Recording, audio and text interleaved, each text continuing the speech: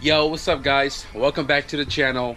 I hope you guys enjoyed yesterday's video and Monday's video. I'm not sure if it was a lazy type of day or I was just too excited to get shit done because every day we are getting closer to getting this car put back together. The engine bay, I don't know how I feel about it. It's definitely Rust-Oleum. It's definitely shiny. But it's been so long since I've laid down Rust-Oleum and I don't remember how it looks. But just looking at this portion right here, I can understand why people keep calling it primer. The gloss is there, but it's like not shiny how my sedan was. And the reason why my sedan was shiny was because I spent a lot of time polishing it out. And because this is an engine bay, it's kind of hard to polish something with a lot of curvatures and stuff. But if you look over there in the corner, that's really shiny. Oh, and it's still kind of wet too. But all of this is all dried. But I'm not mad. Like I've mentioned, this is a budget built car, and the fact that it's gray and one colored and you can kind of see a lot more in the engine bay now, I'm overall happy. So today I am going to be pulling the motor out. Hold on. Today I'm going to be pulling the motor outside and pretty much give it a good scrub. I'm going to pull the transmission off so that way when I paint it, I get the whole underside painted as well, rather than just spraying it like this attached together and then the underside is not gray like the rest of the engine. So I'm gonna head to Walmart, pick up a bunch of SuperTech brake cleaner. I had a recommendation from somebody commented on my video on using one of the Walmart brand degreaser. I'm gonna have to go back through the comments, find it, go to Walmart, check it out. It was the knacks degreaser. I'm gonna check that out, use it to clean the engine and see how well it works. But hopefully today we'll get the transmission, the block, the head painted, and also install the clutch and flywheel. I am gonna take the intake manifold off because I am gonna do a stage 1 port on it in a later video. So a lot planned. Woke up a little bit earlier so we can get more daylight to work on stuff. I'm gonna take you guys along with me like always, and let's head to Walmart. Where you at? Where you at right next?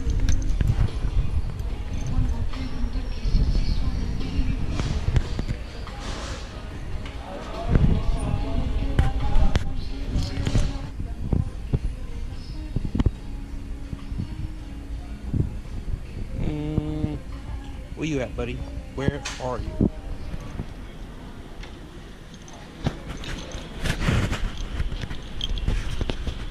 So I pretty much went to go look at every Rain-X in every aisle, and I can't find that degreaser.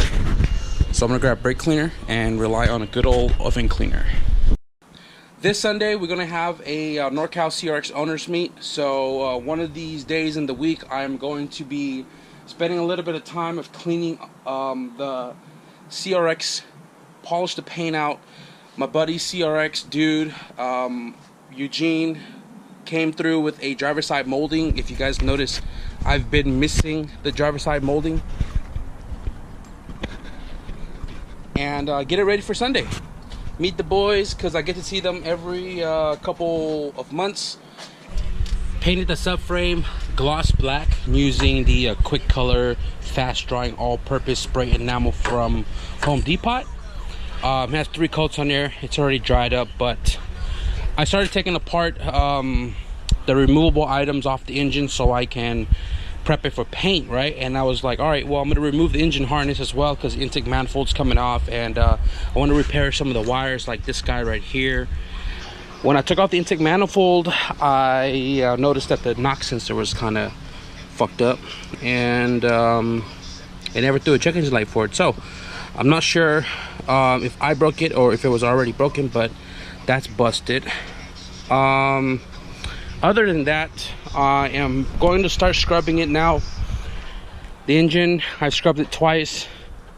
I'm gonna go with my little toothbrush into these little crevices, get those oil stains out. But motor and transmission is fairly clean. I looked underneath, it's really not that dirty, but right here is, I mean over here is. But I'm gonna separate the transmission right now, paint the long block, and clean this one, paint that as well. Then we'll pull the clutch and flywheel off, get those installed.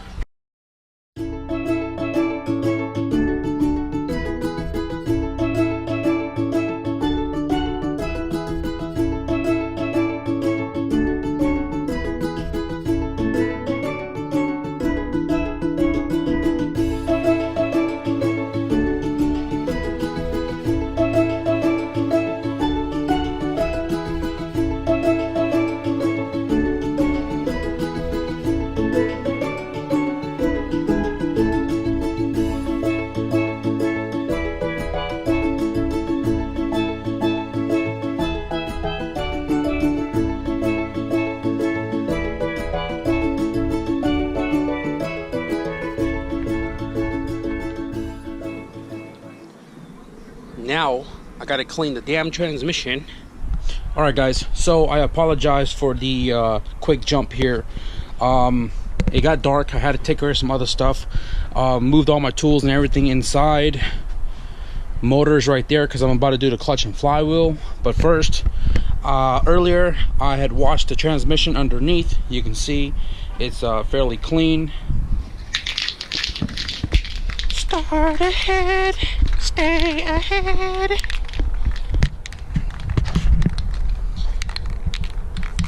The only downside of the Harbor Freight LED light is it comes with the Harbor Freight battery, and the battery is dying. So I apologize if it's not as bright as it was when I first got it, but I'm about to spray this down right now. Gray primer. I know it's kind of cold, but YOLO. Oops.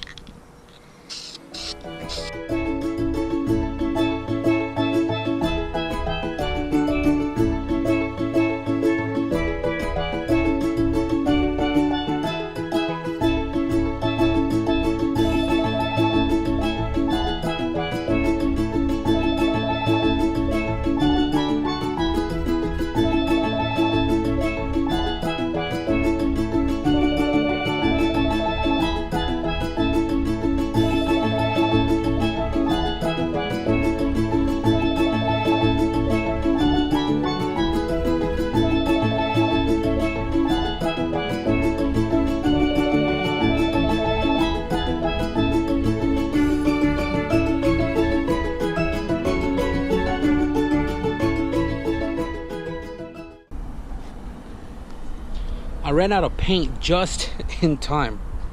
Like I did 1.5 coats, so I did one full layer and then I did like half of the front side because this is the more visible area.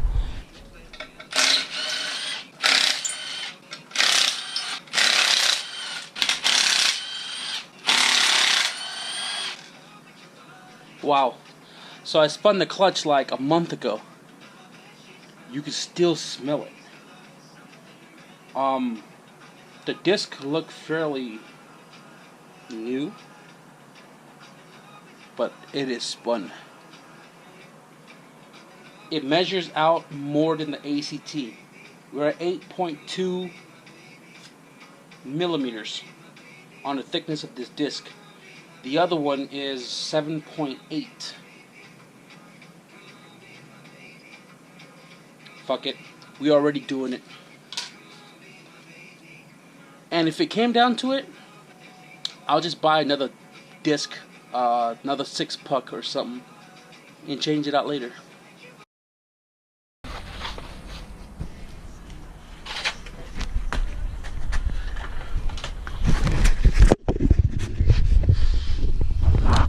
So stock flywheel is now off, and I'm sitting here wondering, I should have went and bought a rear main seal while I am doing this.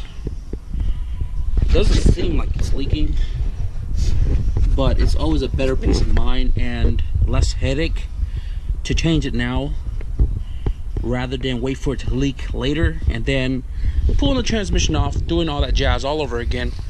And the reason why I pulled the motor was because transmission is really tough to get in between the subframe and mount.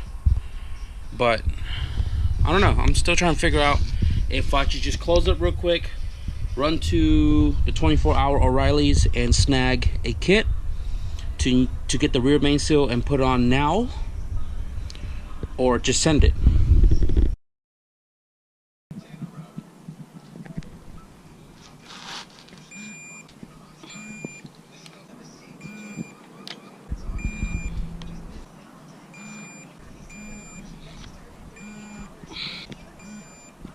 Alright y'all, so I used some brake cleaner, some shop towels, wiped the whole surface of the flywheel clean. About to put the clutch on right now. So I took a B series clutch alignment tool, and SIRI just... No static. That's what you told me. Anyway.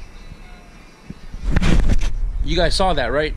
I did not press the fucking phone to talk to SIRI, and she's just...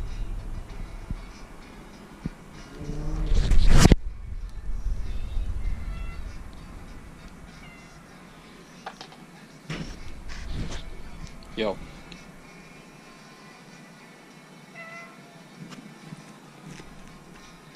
So I took a B series clutch alignment tool, and I used my digital caliper here to measure the diameter of the bearing inside the flywheel. It's about 18.4 millimeters, and I used electrical tape and taped this about 18.43 or something like that, 18.4 18.4. But look, it goes in there fairly snugged, right?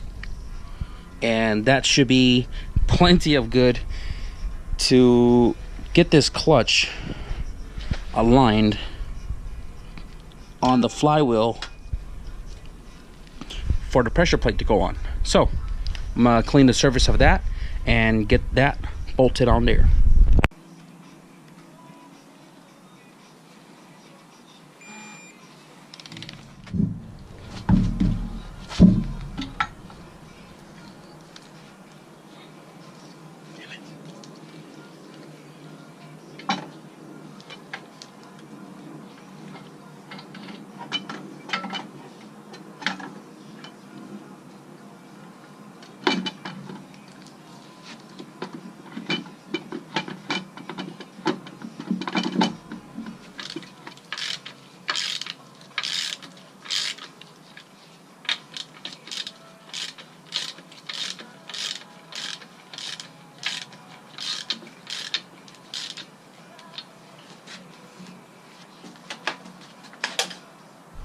Alrighty, we got the transmission put on, starter puts on, the starter is on. I rotated the crank assembly, make sure the flywheel and everything was still rotating and not stuck. Gears still shift perfectly fine.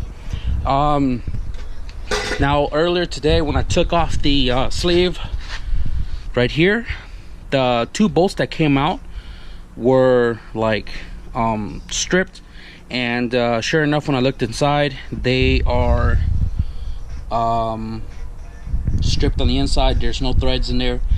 And I'm gonna see if I can try to thread some 12s in there, and if I can't, I have a time cert kit that I can time cert and put new certs in there to thread the slave back on here. Mechanics-tools-and-bits.com is where I buy my time certs.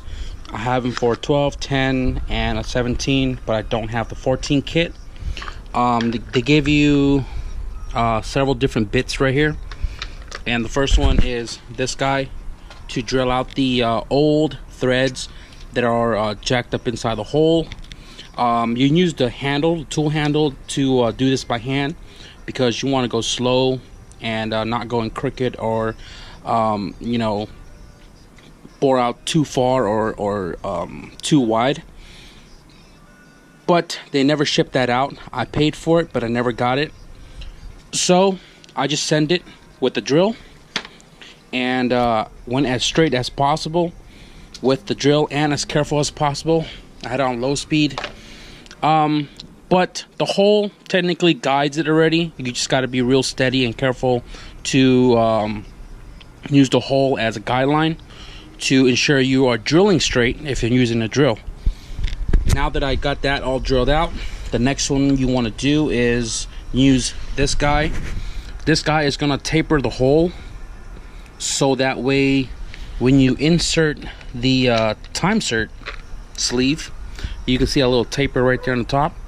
That's gonna sit flushed to the surface and obviously prevent the sleeve to go further into the hole, causing the threads to catch later in the hole. So this taper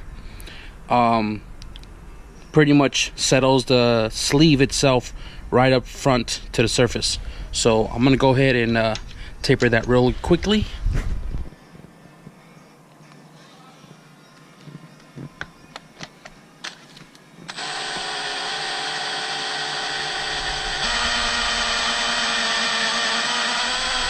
The taper will automatically stop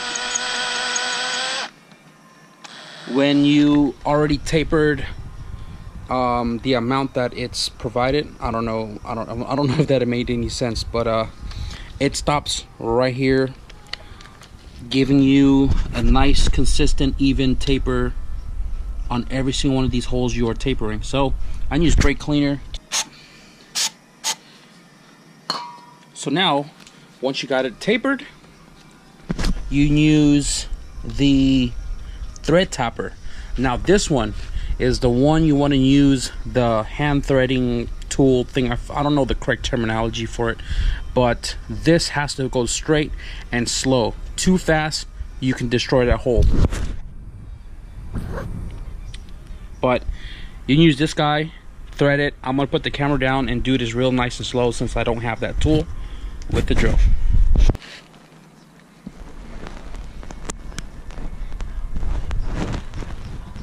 The kit doesn't come with the oil, but the oil is supposed to, you know, like lubrication. The oil you put on this last bit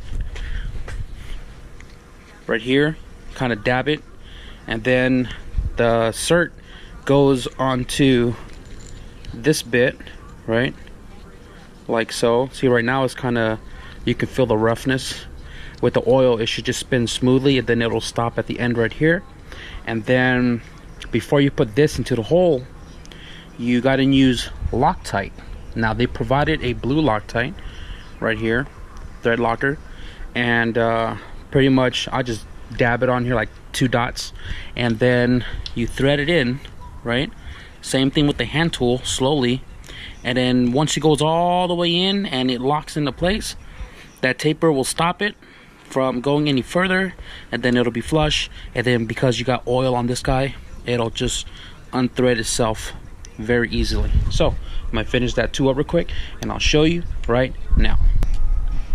This one is super flushed. This one is sticking out a tad bit because I might have not threaded, like re-threaded all the way in. You can see how this one is like further out, and this one is stopped on me. But no big deal. You can either hit it with a flap disc or it'll bolt up just fine. But here it is, time inserted, and now I should be able to put my slave back on. Son of an asshole. Now I know why that hole was stripped, and the bolt that was previously in here, and the bolt that was previously in this one wasn't even straight. It was actually crooked, because if you can see, it doesn't even line up.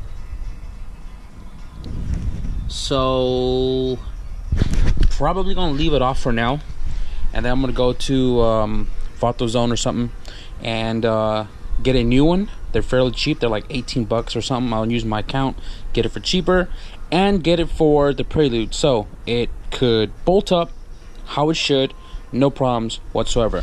And if I was to use this, like say if I cut it, whatever the case is, I would have to put washers on here to get this rod to be dead straightforward into this shift fork, like that. That's about a good 3 millimeters, and it just looks ugly. So I'm gonna wrap the engine up for tonight, push it into the garage. Alright guys, so that just about wraps it up for tonight's video. Just a quick recap on what we did today. We got the engine cleaned up, we got it all painted cast aluminum, got the ACT 6 puck and the light flywheel installed, transmission is put back on, half shaft reinstalled, painted the alternator bracket, cleaned up the distributor, and still got to do the alternator tomorrow. We got the subframe painted gloss black, as well as cleaned up the rear mount and reinstalled. So with that being said, be sure to like, comment, and subscribe. Please stick around, hit the notification bell if you guys want to see some more updates and more progress on the CRX budget built race car. Thank you to all the new subscribers that came on board. So as always, thank you for watching, and I'll see you guys in tomorrow's video. Peace.